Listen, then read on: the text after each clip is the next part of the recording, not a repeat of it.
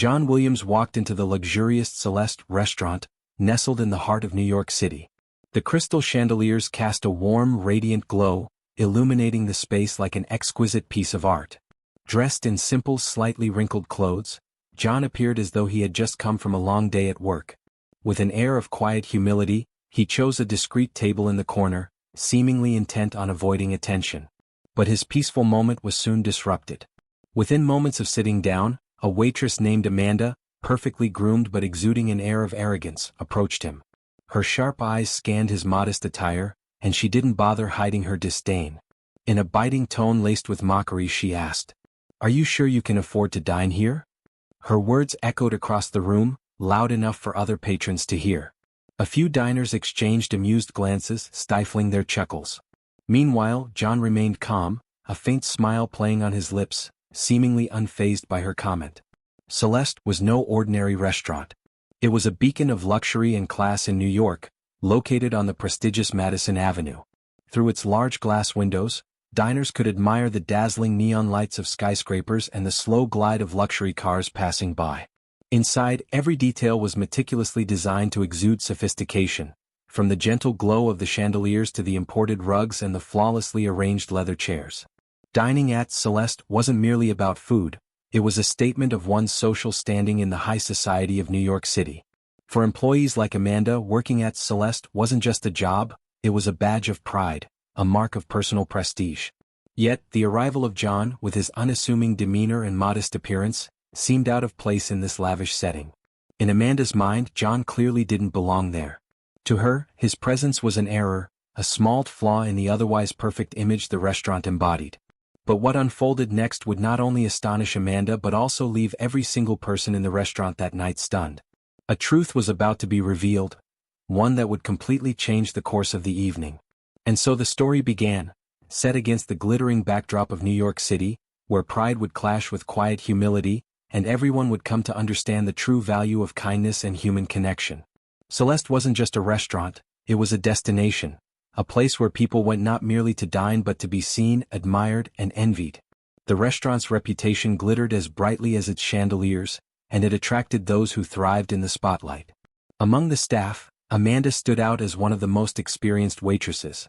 She navigated the dining room with a practiced grace, her polished smile as immaculate as the tightly pinned bun in her hair and her tailored uniform, which perfectly highlighted her air of professionalism. To Amanda, working at Celeste was not just a job, it was a badge of honor. She spoke of it often and with pride, as though her position elevated her to the same elite status as the clientele she served. But Amanda had a different side, one not as polished as her uniform. Beneath her well-rehearsed demeanor lay a pride so exaggerated that it often bled into arrogance. She had a particular knack for sizing people up, mentally sorting them into categories based on their clothes, behavior, and overall appearance. Her thoughts were sharp, judgmental. Some people just don't belong here. The glass door of the restaurant swung open with a smooth motion, and a man stepped inside. His attire immediately caught Amanda's attention, not for its sophistication but for its simplicity. He wore worn-out jeans, a plain shirt, and a jacket that looked more about comfort than any sense of style or luxury branding.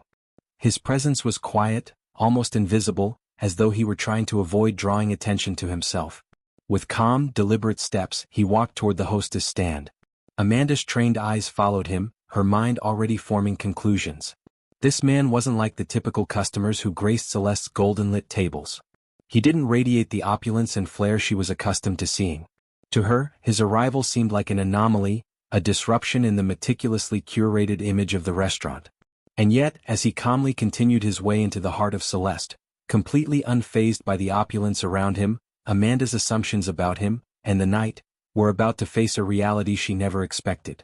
What followed would not only challenge Amanda's perception but ripple through the entire restaurant, leaving everyone to question their own judgments. At the reception desk of Celeste, John Williams stood with a calm, understated demeanor. Despite his considerable wealth and influence, he was not a man who enjoyed flaunting his success. His presence, quiet and unassuming, seemed at odds with the dazzling opulence of New York's most prestigious dining establishment. In that moment he appeared to be just another ordinary patron. Amanda, stationed at the desk, was in the midst of discussing a VIP reservation with a fellow staff member when she caught sight of John. Her conversation faltered as her gaze locked onto him. She abruptly stopped speaking, her eyes narrowing in scrutiny. A flicker of barely concealed disdain crossed her face as she assessed him, her judgment immediate and unkind. John didn't look anything like the typical clientele of Celeste. His scuffed boots and plain, well-worn clothes spoke of practicality, not luxury. Amanda tilted her head, her eyes lingering a moment too long as if to confirm her assumptions. Without bothering to hide her reaction, she forced a tight smile, the kind that disappeared almost as soon as it appeared. "Good evening," she said, her tone dry and clipped, as though delivering the words required more effort than she cared to expend. "How can I help you?" "I'd like a table, please," John replied, his voice polite, steady, and utterly calm. Amanda raised an eyebrow, her expression betraying an almost amused incredulity. It was as if the very idea of him dining at Celeste was too far-fetched to take seriously. Her arms crossed tightly over her chest, and the forced smile vanished entirely. Her expression now seemed to say, "How dare you even ask?"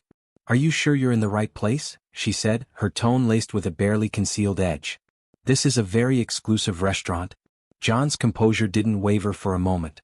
His calm, measured response stood in stark contrast to Amanda's haughty demeanor. He simply replied, "Yes, this is the place." Amanda let out a soft, incredulous laugh, shaking her head as though she had just heard something absurd. To her, John didn't belong there, and she had no intention of pretending otherwise.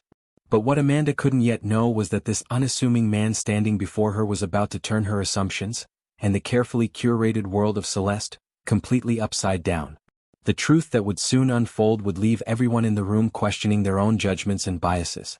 "This is a very exclusive restaurant," Amanda emphasized, her tone sharp and dismissive. Yet, John Williams remained unshaken, his calm smile unwavering. "Yes, this is the place," he replied, his voice steady and polite as if completely unaware, or unfazed, by her thinly veiled hostility. Amanda let out a short, incredulous laugh, her disbelief evident as she shook her head. "Okay, just a moment," she said curtly, her tone dripping with condescension. Without even a hint of politeness, she spun on her heels and marched to the reception office. Once there, she accessed the reservation system, typing John's name with exaggerated flair, her fingers hitting the keyboard with unnecessary force. When no reservation appeared, she rolled her eyes dramatically, frustration and disdain etched into her every movement. With an annoyed huff, she returned to the dining area, her irritation visible in the stiffness of her posture. "Well, as I suspected," she announced, her voice laced with sarcasm, "you don't have a reservation." She paused, allowing her words to linger, clearly hoping to provoke some sort of reaction. "We do have a few tables available," she continued, her tone patronizing, "but just so you know, this isn't a casual dining spot." John's calm demeanor remained unchanged. His unwavering composure only seemed to irritate Amanda further. "I'd like to dine here," he said simply, his voice as polite and steady as before. Amanda sighed audibly, the sound exaggerated as if the request were a monumental inconvenience. Snatching a menu from the stand with a sharp motion, she muttered, "All right, but I'll need to seat you in a suitable area. Follow me." Without waiting for a response, she turned and began walking briskly through the opulent dining room, her steps clipped and deliberate. She didn't bother to glance back to see if John was following, assuming he would trail behind like an obedient guest. The path she chose wasn't one that showcased the grandeur of the restaurant, the glittering chandeliers, the beautifully dressed diners, or the ambient glow of luxury. Instead, she led him to the farthest, least appealing corner of the restaurant. Here, the lighting was dim, the atmosphere devoid of the elegance that defined Celeste. It was a table near the kitchen, where the faint clatter of dishes and the muffled hum of staff chatter created an entirely different mood from the rest of the room. When they reached the table, Amanda set the menu down with an audible thud, her movements sharp and ungracious. "Here you go," she said, her voice coated in false sweetness. "This table is perfect for you. It's more private." John glanced at the table, then at Amanda, his calm smile still present. "Thank you," he said evenly, his tone betraying no hint of irritation or sarcasm. Amanda crossed her arms, narrowing her eyes as if trying to decipher whether he was being genuine or mocking her. "You're welcome," she replied, her voice laced with venom. Without waiting for further acknowledgement, she spun around and walked away, muttering under her breath, "He won't last 5 minutes here." But as John settled into his seat, a quiet confidence radiating from him, it became clear that he wasn't leaving anytime soon. What Amanda didn't realize was that this encounter was only the beginning, and the lessons of the evening had yet to unfold. Little did she know, The man she dismissed so quickly would turn this ordinary evening into an unforgettable one, not just for her but for everyone at Celeste. Amanda led John briskly through the lavish dining room of Celeste, her steps sharp and mechanical. She didn't bother to glance back, assuming he would follow like an obedient child. The elegant glow of chandeliers and the golden warmth that bathed the heart of the restaurant seemed deliberately avoided. Instead, Amanda marched him to the most isolated, least desirable corner, a dimly lit table near the kitchen, where the sounds of clinking dishes and muffled staff chatter created a stark contrast to the ambience of the rest of the room. Reaching the table, she set the menu down with a loud thud, her movements purposeful and unkind. "Here you go," she said in a syrupy tone that dripped with insincerity. "This table is perfect for you. If you need anything, let me know, but only if it's necessary, okay?" John, unfazed, maintained his calm, polite smile. "Thank you," he replied evenly. "I'm sure this will be an interesting experience." Amanda's lips twitched in annoyance as she turned away, muttering just loud enough for a nearby couple to overhear. "He won't last 5 minutes here. Bet he'll leave as soon as he opens the menu?" Her smug grin spread across her face, certain she had put him in his place. From across the room, John's presence seemed to radiate a quiet, almost serene confidence. As he opened the menu, his movements were deliberate, his gaze unhurried as he scanned the options. The live music floated gently through the air, creating an atmosphere of sophistication, but there was something about John's demeanor that made him stand out. It wasn't his attire or his apparent lack of fitting into the environment, it was his unwavering calm, as if no amount of hostility or judgment could disturb his peace. Amanda, however, continued to watch him from a distance, her arms crossed and a smug expression plastered on her face. She was confident that it was only a matter of time before he'd falter, perhaps startled by the high prices or intimidated by the exclusivity of the menu. She felt vindicated in her assumptions, believing he didn't belong here and soon he'd prove her right. John meanwhile remained seated, quietly taking in his surroundings.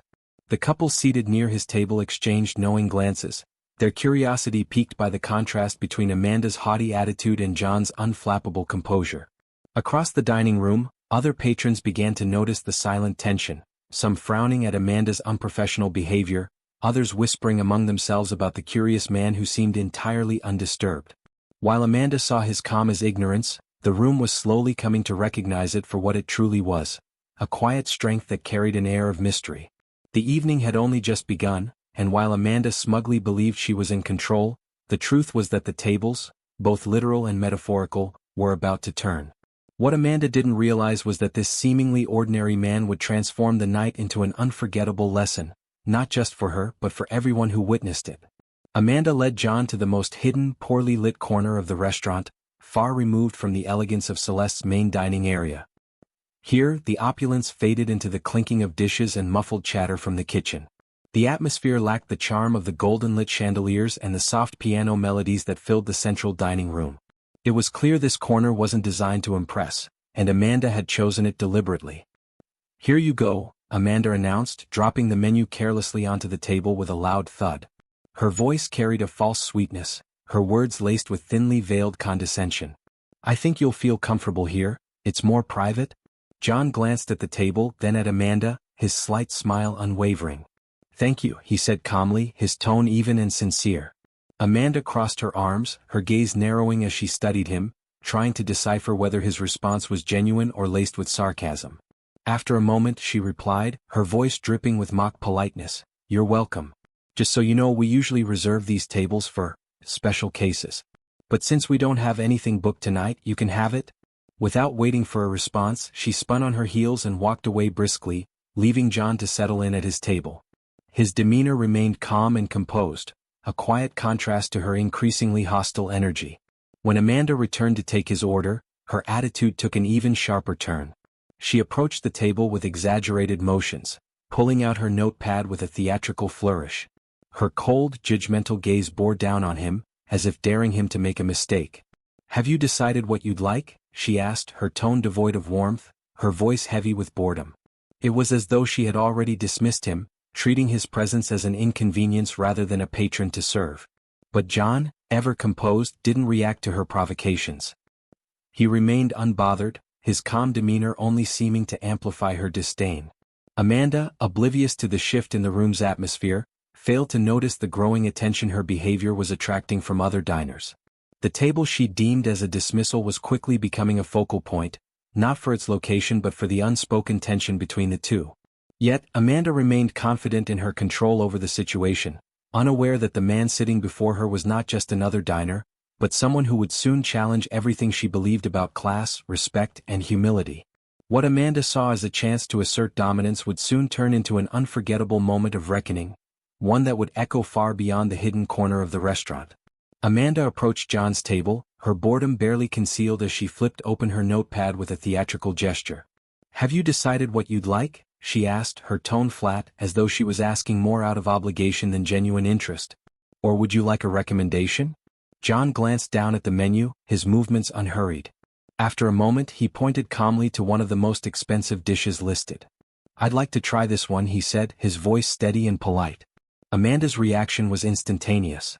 She stifled a laugh, covering her mouth with one hand, as though trying to suppress an obviously mocking comment. "Oh, of course," she said, her tone dripping with condescension. "The filet de Rossini. A classic choice." She paused, then leaned in slightly, her lips curling into a smug smile.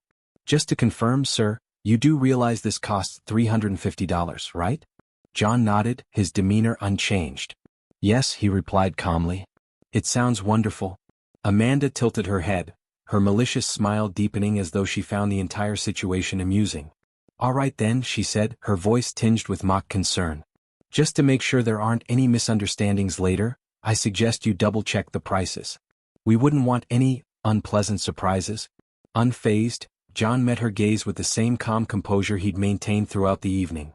"I'm certain," he said Amanda simply, let out a his dramatic tone sigh, scribbling down his order with exaggerated annoyance, as if she were doing him a monumental favor. "Very well, as you wish," she said, shaking her head. "But I'll warn you, our chef prefers dishes like this to be enjoyed by those who truly appreciate fine dining. I hope it meets your expectations." John, unbothered by her barbs, thanked her politely. His unwavering calm seemed to frustrate Amanda even more, her attempts at belittling him having no visible effect.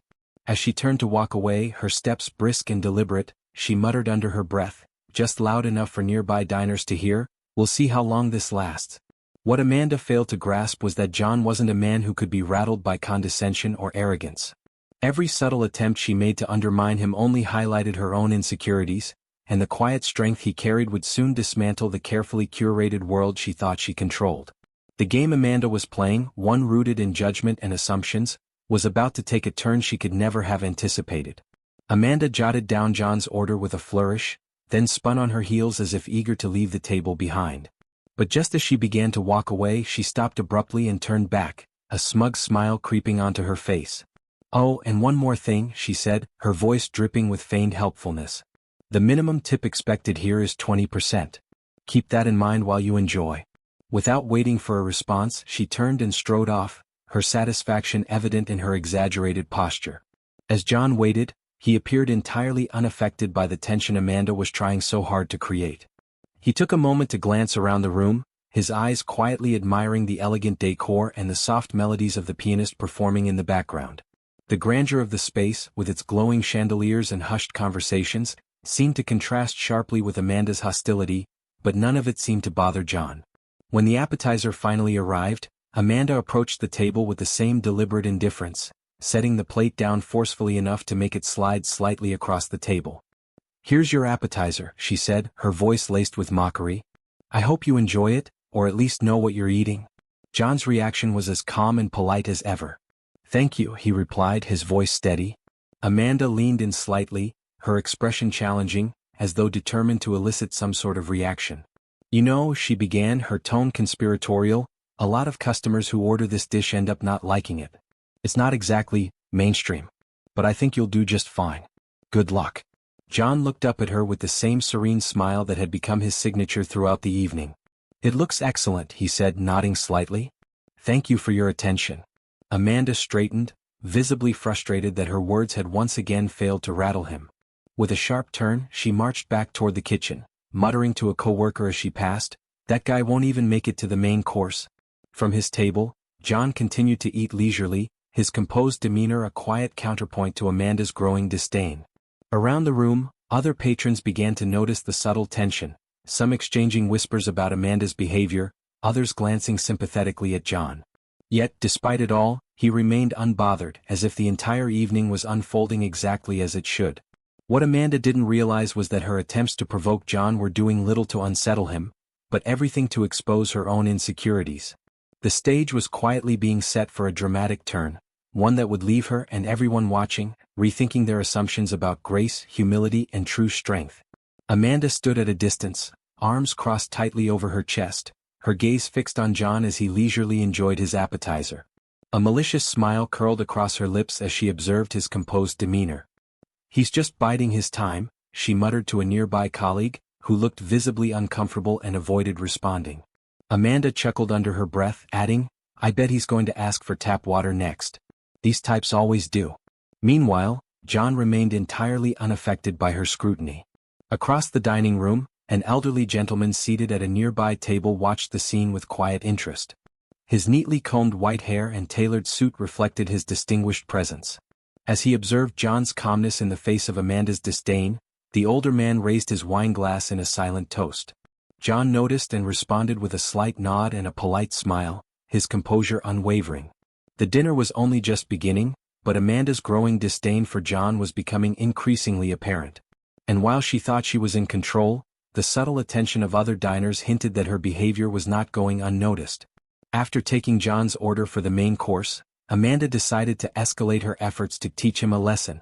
Instead of promptly delivering the order to the kitchen, she deliberately delayed.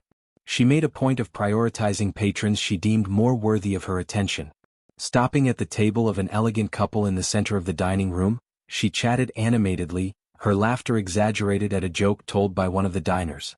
She then made her way to another table to deliver cocktails, taking her time to ensure that every action she performed for other guests was purposeful and visible. The dining room, glowing under the warm light of chandeliers and filled with soft piano music, was a sharp contrast to Amanda's actions. Her attitude seemed increasingly out of place amidst the refined atmosphere. Yet, John remained calm, quietly observing the space around him while waiting. Other diners began to notice Amanda's pointed behavior. Some elderly gentleman who had toasted John earlier frowned subtly, his gaze following Amanda's every move with growing disapproval. Amanda's attempts to delay and demean John were fueled by her belief that he didn't belong in such a prestigious establishment. She assumed that her actions would eventually force him to leave, embarrassed or frustrated. But what Amanda didn't realize was that her behavior was not only being noticed but silently judged by those around her. What she had planned as a lesson in humility for John would soon backfire, revealing not only her biases but also the true nature of the man she had underestimated. The evening was far from over, and Amanda's carefully maintained control of the situation was beginning to unravel. Amanda, determined to push John to his breaking point, continued her charade. She made it a point to walk past his table repeatedly, pretending to be busy with other tasks. Each time he glanced her way, she would avert her eyes and quicken her steps, deliberately ignoring him as though he weren't worth her time. Meanwhile, John waited patiently, his demeanor as calm as ever, seemingly impervious to her provocations. Time stretched on, but John's unwavering patience stood in stark contrast to Amanda's growing frustration. Across the dining room, the elderly gentleman who had earlier raised his glass in a silent toast had been observing the scene with quiet disapproval. His neatly combed white hair and navy blue suit lent him an air of dignity as he finally decided to intervene. Approaching John's table with a kind smile, he leaned slightly forward. "Good evening, young man. I hope you don't mind me interrupting, but I've noticed that you've been overlooked," he said, his tone polite yet firm with a trace of concern. John looked up at him, returning the man's warmth with a calm smile. "Good evening," he replied. "Don't worry, it's all fine." The older man chuckled softly, a knowing twinkle in his eye as he leaned in closer, lowering his voice. "You know, sometimes being treated like this is a test of our patience. But I can say with certainty that maintaining your composure is a great sign of strength." Before John could respond, Amanda appeared suddenly, interrupting the moment with her sharp presence. "Sir, can I help you with something?" she asked, her tone polite on the surface but carrying a subtle edge of irritation. She directed her words to the elderly man but cast a brief glance at John, her demeanor unchanged. The older man straightened, his kind expression unfaltering. "Oh, no need," he replied, his voice steady but with a hint of reproach. "I was just having a pleasant conversation with this gentleman. It's rare to see such grace in the face of adversity." Amanda's jaw tightened, though she quickly forced a smile. "Well, perhaps you should return to your table and enjoy your dinner," she said, her words laced with a thinly veiled dismissal. Her body language conveyed impatience as she subtly motioned toward his seat. The elderly man didn't waver, his eyes briefly narrowing in a quiet show of displeasure. Turning back to John, he offered a final smile. "It was a pleasure speaking with you. Keep your head high," he said before returning to his table. As he left, Amanda turned her attention back to John, her expression betraying a flicker of annoyance. John, however, remained serene, his gaze steady and his composure unbroken. He simply nodded politely to the older man, his calm presence once again casting a stark contrast to Amanda's increasingly frazzled energy. What Amanda failed to grasp was that the tension she was creating had already shifted the dynamic of the room. The quiet dignity displayed by John was starting to resonate with others, while her behavior only deepened the scrutiny of those who watched. The stage was set for a revelation that would upend everything Amanda believed about control, respect, and true character. Amanda's demeanor shifted slightly as she addressed the elderly gentleman, her tone suddenly polished yet carrying a subtle edge of authority. "Sir, can I help you with something?" she asked, her words carefully measured but laced with impatience. "I wouldn't want you to disturb our customer." The older man narrowed his eyes ever so slightly, his composed expression unwavering as he replied, "Don't worry, miss. I was just greeting this gentleman here. It's rare to find someone so serene." His words carried a quiet weight, his intent clear beneath the surface. Amanda let out an exaggerated sigh, her irritation bubbling to the surface. With a quick gesture toward the man's table, she added, "Well, perhaps you should return to your table and enjoy your dinner." Her tone was sharper now, her impatience barely disguised. John observed the entire interaction without a word, his expression calm yet thoughtful. When the elderly man turned back to him with a warm smile, John gave a slight nod and replied, "Thank you for coming over. It was a pleasure speaking with you." The older man nodded in return, offering one final glance of disapproval at Amanda before making his way back to his seat. Amanda, however, seemed entirely unaffected by the silent reprimand, her indifference almost palpable. When she finally decided to bring out John's main course, her actions were deliberately slow. Instead of promptly serving the dish, she first stopped in the kitchen, striking up a casual conversation with the chefs. The plate sat idly under the warming lamp, forgotten for several minutes while Amanda laughed at some trivial remark. Once she had sufficiently delayed, she returned to the dining area but made several patrons attending to other tables, ensuring John's order remained at the bottom of her priorities. The elderly man, still seated at his table, watched the scene unfold with a furrowed brow, his disapproval growing. Amanda, however, carried on as though she was unaware, confident that her actions were not only unnoticed but justified. What Amanda failed to realize was that her behavior wasn't just delaying a meal, it was unraveling her own credibility. Each act of deliberate neglect added to the growing tension in the room, as those who watched began to shift their attention away from John and toward her. The dynamic was changing, and the lesson Amanda was so eager to teach was about to turn back on her in ways she couldn't have imagined. Amanda finally decided to bring John's main course, but not before taking her time to make a statement. After lingering in the kitchen for far longer than necessary and prioritizing other tables with exaggerated friendliness, she retrieved his plate. Her steps were brisk as she carried the dish to his table, but her manner was anything but professional. Reaching John's table, she set the plate down with a sharp, almost dismissive motion. "Here's your order," she announced, her voice dripping with sarcasm. "I hope you enjoy it. Oh, and if you don't like it, please let us know. We can always adjust to something more affordable." John, maintaining his unshakable composure, simply smiled and replied, "It looks excellent. Thank you." Amanda, clearly irritated by his unwavering politeness, leaned in slightly, lowering her voice just enough for her words to carry an air of exclusivity, though their tone was anything but kind. "Are you sure? It's a very sophisticated dish. It might be a bit challenging for someone who isn't used to this level of dining." John met her gaze with the same serene smile he'd worn all evening. "I'm sure," he said calmly. "Thank you for your concern." Frustrated by his refusal to react, Amanda straightened up quickly, her face briefly flashing with annoyance before she turned on her heels and walked away. Behind the bar, she leaned against the counter, pouring her frustration into unsolicited commentary directed at a nearby coworker who was visibly uncomfortable with her remarks. "He's pretending to be polite, but it's obvious he's uncomfortable," Amanda said with a laugh, placing an empty glass onto the counter with an audible clink. "I bet he doesn't even know what he's eating." It's always the same with these types. They come in thinking they can handle it, but they're completely out of their depth. Her coworker offered a forced smile but avoided engaging, clearly uneasy with Amanda's disparaging remarks.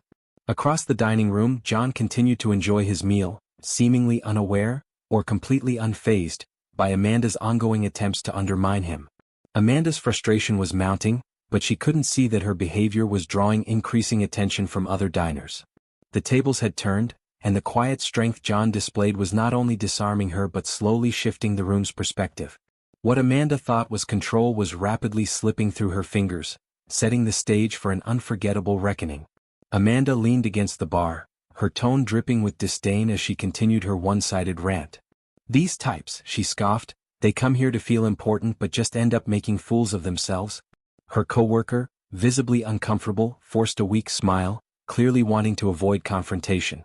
"Maybe he just wants to have dinner, Amanda," the coworker ventured cautiously. "Maybe we should treat him like any other customer." Amanda turned to him, incredulous, her expression filled with disbelief. "Like any other customer? Did you see the boots he's wearing? He doesn't belong here. And frankly, if he can't handle it, he shouldn't have even walked through the door." Meanwhile, across the dining room, a couple who had been quietly observing the situation exchanged whispers. The woman shook her head, her voice barely audible over the gentle hum of conversation. "She's awful," she said, her tone filled with disapproval. "He's being so polite, but she keeps trying to humiliate him." "I agree," the man replied, frowning deeply. "It's disgraceful. I think we should say something to the manager." At his table, John was finishing his main course, his composure unchanged despite the events unfolding around him. As he glanced around the room, he caught the sympathetic looks of a few other patrons. Some offered subtle nods of encouragement, while others shot disapproving glances toward Amanda. Yet John remained completely unbothered, his calm demeanor a stark contrast to Amanda's growing frustration. When Amanda returned to clear his plate, her expression was as cold and disdainful as ever. She forced a smile, her attempt at courtesy doing little to hide her true feelings. "So," she began, her tone overly sweet and clearly insincere, "how was the dish? Did it meet your expectations?" John looked up at her, his calm gaze meeting hers directly. There was no irritation in his expression, only an air of quiet strength that made her question, for just a fleeting moment, whether she had misjudged him. But before she could speak again, his composed response was already forming a quiet ripple through the room. The balance of power Amanda thought she held was slipping, as John's unshakable demeanor began to reveal the true nature of her behavior, to herself, her co-workers, and every patron who had been watching. The stage was set for a confrontation that would lay bare not only Amanda's arrogance but also the remarkable strength of the man she had directly in the eyes. "It was excellent," he said, his voice steady and sincere. "Thank you. Please tell the chefs they did an impeccable job." Amanda raised her eyebrows in surprise. She had expected a complaint, a hint of irritation, anything to confirm her low expectations of him. Instead, his polite response left her momentarily disarmed. Muttering to herself as she walked away, she made no effort to lower her voice, ensuring nearby patrons could hear. "He might be smiling now," she sneered, "but let's see if he still is when the bill comes." Back at his table, John sat quietly, his posture relaxed and his gaze steady. A slight smile played on his face, as though he were calmly observing the events around him with a knowing awareness. To those watching closely, it seemed as if he was waiting for the right moment to act, a moment that was drawing ever closer. Amanda, increasingly frustrated by her inability to provoke him, decided to escalate her behavior. When she served the coffee John had requested, she deliberately raised her voice, ensuring her words carried across the room. "You know," she began, addressing a nearby colleague but clearly intending her words to reach John, "it's hard to maintain standards when just anyone thinks they can walk in." Her pointed glance in John's direction made her meaning unmistakable. The colleague, visibly uncomfortable, attempted to change the subject, but Amanda pressed on, her tone sharper now. "That's why we have a reservations policy," she continued, her voice dripping with condescension. "It helps us avoid situations like this." Several patrons at nearby tables who had already been observing Amanda's behavior began to take notice. Some frowned in disapproval, while others leaned in to whisper quietly among themselves. The couple who had earlier expressed their concern exchanged another glance, their expressions a mixture of disbelief and growing outrage. "She's completely out of line," the woman murmured, shaking her head. "I can't believe she's still going. It's disgraceful," the man replied, his voice low but firm. Someone needs to step in. Despite Amanda's loud provocations, John remained unfazed. He sipped his coffee calmly, his composed demeanor acting as a silent rebuttal to her increasingly obvious attempts to humiliate him. Around the room the atmosphere was shifting. What had started as quiet whispers of curiosity was now a growing sense of unease. The audience Amanda hadn't realized she'd attracted was no longer on her side. Amanda's confidence, rooted in judgment and arrogance, was beginning to crack. What she had intended as a display of control was rapidly becoming a public unraveling, as John's quiet strength turned the tide against her. The moment she feared most was approaching, and she had unknowingly set the stage for her own reckoning. The couple who had been quietly following the situation looked visibly outraged. The woman placed a hand on her chest, her voice low but firm as she murmured to her companion, "This is outrageous. She's trying to humiliate the man in public." The elderly gentleman at a nearby table took a slow sip of his wine, his gaze fixed on Amanda with growing disapproval. "This has gone too far," he muttered under his breath, his tone carrying the weight of quiet authority. John, still seated calmly at his table, showed no signs of irritation. His serene demeanor remained unchanged, and in stark contrast to Amanda's increasing hostility, it began to unnerve her even more. For the first time, she noticed the eyes of other patrons on her, not with admiration but with quiet judgment. At another table, a well-dressed woman leaned toward her companion, her voice filled with intrigue. "He must be someone important to stay this calm. Anyone else would have left by now." "Or maybe," her companion replied, casting a curious glance at John, "he's just stronger than she realizes." Amanda, determined to regain control of the situation, returned to John's table, her approach as far from professional as it could be. She leaned in slightly, her smile exaggerated and dripping with sarcasm. "I hope you're enjoying your experience," she said, her tone sharp. "After all, it's always interesting to have different kinds of people here. It adds a unique touch to the atmosphere." Her words, though carefully veiled, were clear enough to be understood by anyone within earshot. A few nearby diners exchanged shocked glances, their murmurs of disapproval growing louder. John, however, remained calm, his steady gaze meeting Amanda's with quiet confidence. His lack of reaction only seemed to irritate her further, as if his composure mocked her attempts to provoke him. What Amanda failed to realize, however, was that her every move was no longer just about her and John. The entire room had become an audience to her behavior, and the whispers of discontent were quickly turning into a palpable tension. Amanda's relentless need to assert control was unraveling before her eyes. She thought she was putting John in his place, but instead, her actions were putting her under a spotlight she could no longer escape. The moment of reckoning she had unwittingly orchestrated was now inevitable, and John's quiet strength would soon turn the tide completely against her. Amanda's smirk grew wider as she finished her sentence. "It's always interesting to have different kinds of people here. It adds a unique touch to the atmosphere," she said, her tone filled with faux charm, but the underlying implication was unmistakable. John looked at her steadily, his gaze calm but unyielding. After Amanda faltered, he spoke, letting out a short, nervous laugh as she tried to maintain her composure. "Could you explain what you mean by that?" "Oh, don't take it the wrong way," she stammered, her confidence wavering for a moment. "It's just that, well, our clientele typically has a more traditional profile. It's rare to see someone with your style here." The room fell silent. Nearby diners stopped their conversations, their attention now fully on the tense exchange unfolding at John's table. Amanda, noticing the growing audience, seemed momentarily emboldened. She straightened her posture, mistaking the silence as validation of her actions. In her mind she had the upper hand. But John remained silent, his gaze steady and unwavering. The lack of anger in his expression only made his presence more commanding. After a few moments he finally spoke, his voice measured but firm. "You're right," he said, his words laced with a subtle irony that Amanda failed to grasp. "Perhaps I should handle this differently." Amanda blinked, confused by his response. Before she could process what he meant, a sudden presence shifted the atmosphere in the room. The restaurant manager, a middle-aged man with impeccable posture and an air of quiet authority, entered the dining room. His sharp eyes scanned the space, quickly noting the tense atmosphere. When his gaze landed on John, his expression changed immediately. With purpose in his stride, the manager made his way to the table, his demeanor a mix of respect and urgency. Amanda, still standing near John, froze as she realized that something was about to happen, something she wasn't prepared for. What Amanda had mistaken for control over the situation was rapidly slipping through her fingers. The presence of the manager, combined with the watchful eyes of the diners and John's composed strength, would soon turn the moment into a pivotal lesson in humility, one that Amanda could no longer avoid. The manager's expression shifted dramatically the moment his eyes landed on John. His usually composed demeanor gave way to urgency as he hurried over to the table, completely bypassing Amanda as though she weren't even there. "Mr. Williams," he exclaimed, his voice filled with genuine respect. "I wasn't aware you were visiting us today. Please let me know how I can assist you." Amanda's face turned ashen. The blood seemed to drain from her as she stood frozen, staring at the unfolding scene in disbelief. Her eyes darted between the manager and John, her mind racing to process the situation.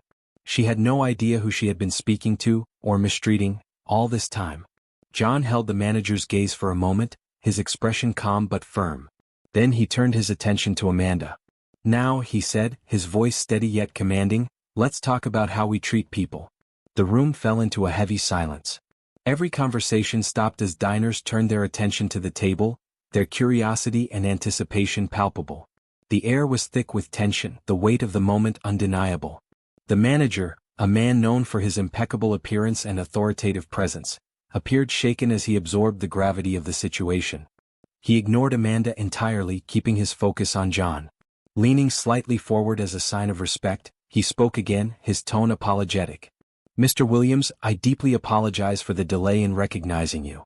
It's an honor to have you with us this evening.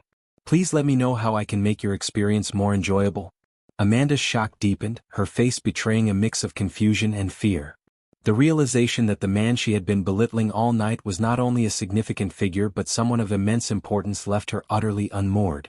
Her earlier confidence had evaporated, replaced by a growing dread of what would happen next. John glanced at the manager, giving a slight nod before redirecting his attention back to Amanda. His calm, measured tone carried a weight that silenced even the faintest murmurs in the room. It was clear to everyone present that what was about to happen wasn't just a moment of reckoning, it was a lesson that would leave an indelible mark. The evening had taken a turn Amanda could never have anticipated. What she had viewed as a display of power had become her undoing, and the quiet strength of the man she had dismissed would soon reveal the true nature of character, respect, and humility. Amanda, who just moments earlier believed she had complete control over the situation, now stood frozen in place. Her confidence had evaporated, replaced by visible confusion and growing panic. Her mind raced, trying to process what was unfolding before her. "Mr. Williams? He knows him? What's going on here?" she thought, her face pale and her earlier arrogance now replaced with unease. John turned to the manager, offering a slight but reassuring smile. "Thank you, but there's no need to worry," he said, his voice calm and steady. "I'm fine. I'd just like to have a brief conversation with your staff, if that's not a problem." The manager's expression shifted immediately, his concern deepening. Sensing the gravity of the moment, he nodded quickly. "Of course, Mr. Williams. Whatever you need." His tone carried both respect and an undertone of urgency, as though he understood that something significant had gone awry. Casting a sharp, reproachful glance at Amanda, the manager's patience was clearly wearing thin. Amanda, still standing beside them, stammered as she desperately tried to regain control of the situation. I didn't know. I thought," she began, her voice trembling and uncertain. The manager, his tone firm and resolute, cut her off mid-sentence. "Thought what, Amanda? That this customer, who happens to be one of the owners of this restaurant, struggled to didn't form a deserve the coherent same response, respect as her anyone earlier else." bravado entirely His gone. words were quiet, She but opened carried her a mouth to severity speak that seemed but to drain faltered, the remaining realizing color that from any Amanda's excuse face would only worsen her situation. The weight of her actions, compounded by the judgmental stares from the other patrons, pressed down on her heavily.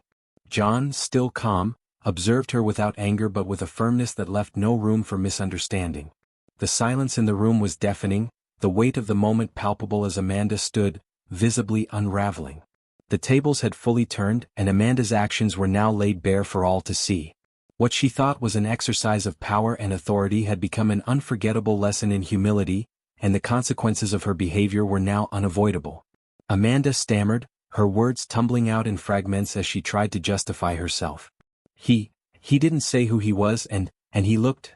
Her voice trailed off, realizing too late that anything she said would only dig her deeper into trouble. Her excuses fell flat in the oppressive silence of the dining room. John finally broke the stillness, his calm voice carrying a weight that seemed to fill the entire space. "There's no need to state who I am to be treated with dignity," he said, his words resonating with quiet authority. "Frankly, it shouldn't matter. Everyone who walks through these doors, regardless of their appearance, should be welcomed with respect." The dining room was riveted. Patrons who had been quietly observing the scene now leaned in closer, their murmurs growing louder. Many appeared stunned by the revelation that John was one of the restaurant's owners. Amanda's earlier bravado had evaporated entirely, leaving her standing awkwardly, her face a portrait of regret and humiliation. The couple who had been following the situation exchanged satisfied glances. The woman smiled faintly, her eyes reflecting approval. "Look at how he's handling this," she whispered to her partner. "Such grace. I hope she learned something from this." "I knew there was something different about him," the man replied, his tone hushed but certain. "He has a presence that's impossible to ignore." At a nearby table, the elderly gentleman who had intervened earlier nodded discreetly, his expression calm but pleased. His approval was subtle but unmistakable. Around the room, diners began whispering among themselves. Some looked ashamed, realizing they had done nothing to address Amanda's behavior earlier. Others seemed inspired by John's composed yet firm response. Amanda, meanwhile, remained silent, her earlier confidence entirely shattered. The words John had spoken reverberated through her mind, echoing louder with each passing moment. The balance of the evening had shifted irrevocably. What began as a quiet act of resilience from John had grown into a powerful lesson for everyone in the room, one that left no doubt about the importance of respect, dignity, and grace under pressure. The atmosphere in the dining room was thick with tension, but it carried a sense of eager anticipation. Every patron was now invested in the unfolding scene, their gazes locked on the table where the confrontation had come to a head. The silence was deafening, broken only by the subtle clink of glassware or the occasional hushed whisper. The manager turned to Amanda, his expression a strained mix of frustration and measured restraint.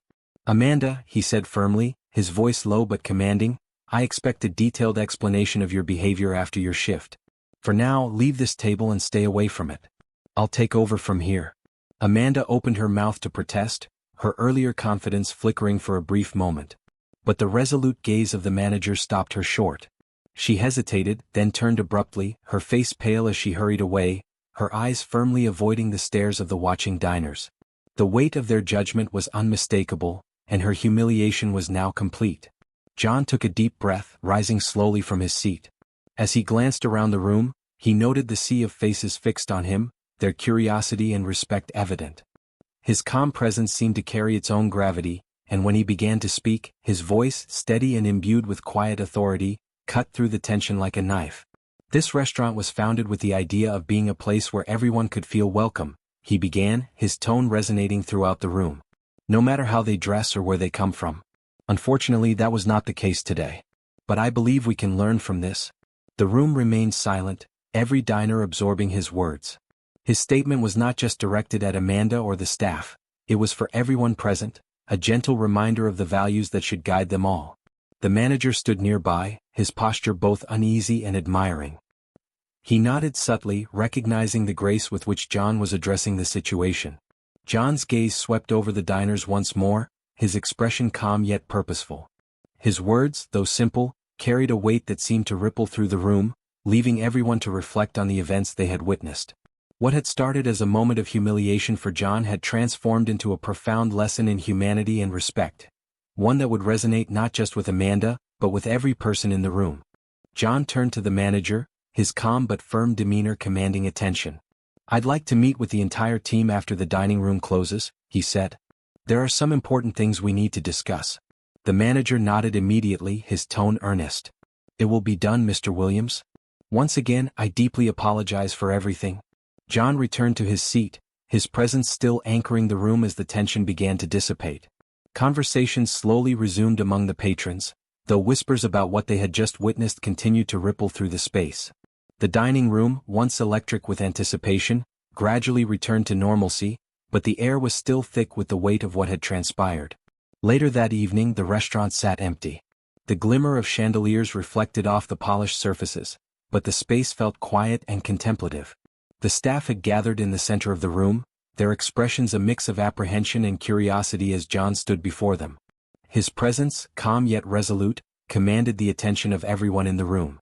John's eyes swept across the gathered group, meeting each person's gaze. His look carried not anger but a profound calm and an unwavering resolve. Finally he spoke, his voice steady and resonant, filling the silent room. "We all make mistakes," he began, pausing to let the words sink in.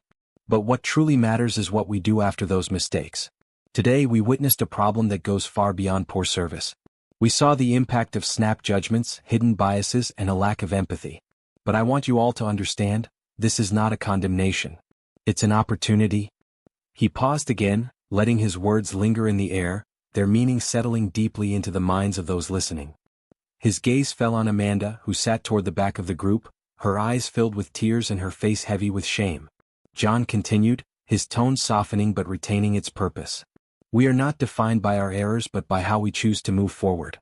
Today was a chance for reflection, for all of us. This place was built to be more than a restaurant. It was meant to be a space where everyone, no matter who they are, feels seen, respected, and valued." Amanda lowered her head, her remorse evident as John's words resonated throughout the room. The other staff members stood in silence, some nodding subtly, others looking introspective, clearly reflecting on their own actions. In that quiet but powerful moment, John wasn't just addressing the events of the evening. He was planting a seed of change, ensuring that the lessons learned would ripple far beyond the walls of the restaurant. John's gaze settled on Amanda, who sat at the back of the room, her head lowered, tears of shame streaming silently down her cheeks.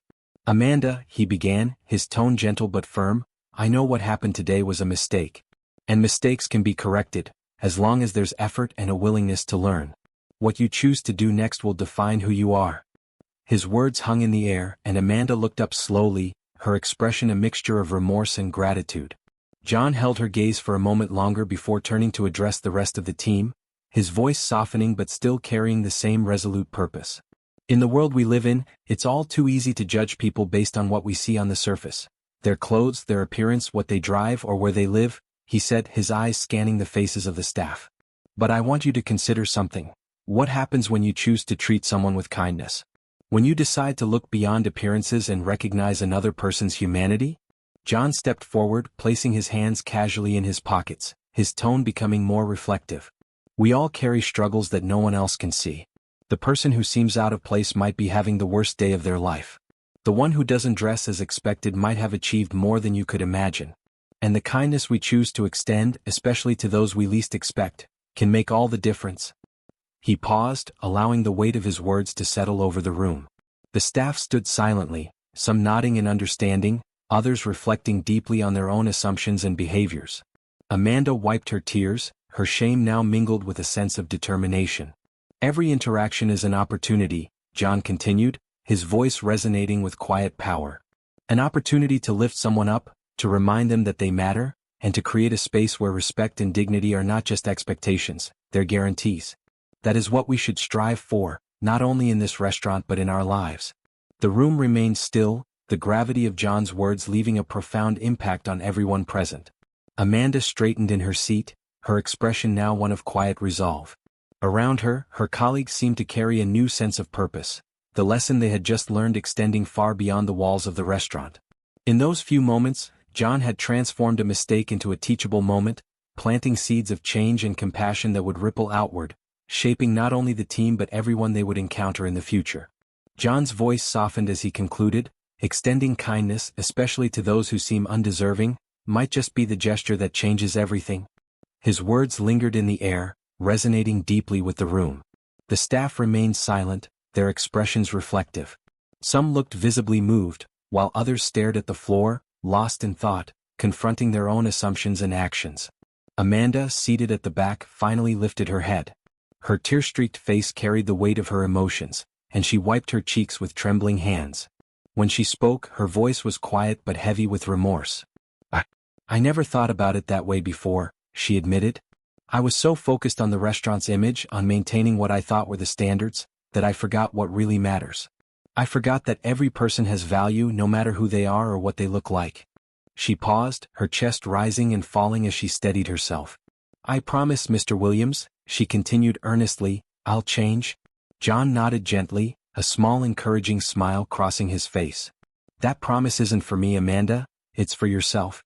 True change comes from within. And if you need help along the way, I'll be here. Amanda nodded vigorously, her expression shifting to one of relief and quiet determination. It was clear that his words had struck a chord, opening her eyes to a perspective she had ignored for far too long. John turned his attention back to the entire group, his tone now reflective but resolute. Kindness isn't about grand gestures, he said. It's about the small choices we make every day. It's about treating everyone we encounter as if they matter, because they do. And that is what defines the character of a place and the people within it. The room was silent, but it was a silence filled with understanding and commitment. The weight of John's words had planted seeds of change in the hearts of those listening. Amanda, now a little stronger, sat straighter, her resolve clear in her eyes. The staff, one by one, nodded in acknowledgement, recognizing that the lesson they had learned was not just about their roles at the restaurant but about their lives beyond it. In that moment, John had turned a night of tension into a profound turning point, teaching that respect, humility, and kindness are the foundations of true character, not only for individuals but for the spaces they inhabit. John's words had left an undeniable impact on the staff. One of the senior employees stepped forward, addressing him with a tone of sincerity. "Mr. Williams, your message was clear. We'll do everything we can to ensure that Celeste reflects exactly what you envisioned. Thank you for reminding us of what truly matters." John simply nodded, offering a serene smile before turning and stepping out of the restaurant. The bustling streets of New York sparkled under the glow of city lights, their vibrancy matching the reflective energy of the night. He paused briefly on the sidewalk, gazing back at Celeste's entrance. His soft smile returned as he thought about what had transpired. That evening hadn't just been about a restaurant or a mistreated customer. It had been about something far greater, the importance of creating spaces where people feel seen, heard, and valued. For John, even the most challenging situations held opportunities to inspire and transform. As he walked down the illuminated streets, the sounds of the city fading into the background, his thoughts lingered on the message he hoped the night's events had imparted. He reflected on his own words, not as a lesson but as a reminder of what he believed to be true. If there was one thought he could leave with everyone who had witnessed the events that evening, it would be this. In a world where you can be anything, choose to be kind. True strength lies not in judgment but in acceptance. And above all, remember, it's in the small choices we make every day that we shape not only the world around us but also the essence of who we are as people. With that, John disappeared into the vibrant cityscape, his presence leaving an indelible mark not only on the restaurant but also on everyone who had crossed paths with him that night. It's in the small choices we make every day that we shape not only the world around us but also who we are as human beings. If you enjoyed this story and its message, we invite you to explore more tales that inspire hope, compassion, and resilience. Click on the screen to discover stories that will warm your heart and remind you of the power of kindness in our lives. Thank you for being a part of this journey, and remember, choosing kindness changes everything. Never rush to judge others based on their appearance, because you will never truly know who they are, how intelligent they might be, or what circumstances they are facing. If you continue to make the mistake of judging people by their looks, you may be missing out on many potential opportunities for yourself. Wishing you a wonderful day filled with valuable lessons and positive realizations from this story. Don't forget to like, share, and leave a comment to share your thoughts below. And remember to subscribe to Soul Deep Stories to hear new, uplifting stories every day.